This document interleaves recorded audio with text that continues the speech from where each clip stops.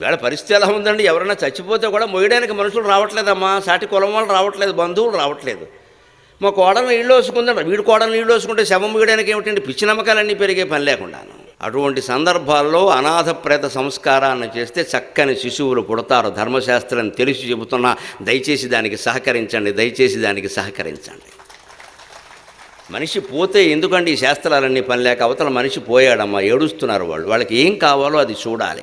పూర్వకాలం వ్యవస్థ ఎలా ఉండేదంటే మా చిన్నతనంలో చూసేవాళ్ళం, ఎవరైనా ఇంట్లో ఎవరైనా పోతే పక్కింటి వాళ్ళు మొత్తం ఆ ఇంటికి సరిపడా అన్నం కూరలు వండి పట్టుకెళ్ళి కూర్చుని తినిపించేవారు. మేము తినలేమమ్మా, ఏడుపు వస్తుంది, ఏడవడానికైనా ఓపకుండాలి కదమ్మా అని తినిపించేవారు.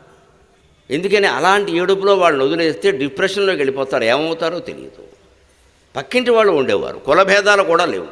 అటువంటి సంస్కృతి నుంచి వీళ్ళు ఎలా దిగజారామంటే, వాహనాన్ని కబురు చేసుకోండి మాకెందుకు, అన్ని చోట్ల వాహనాలు ఎక్కడ ఉంటాయండి?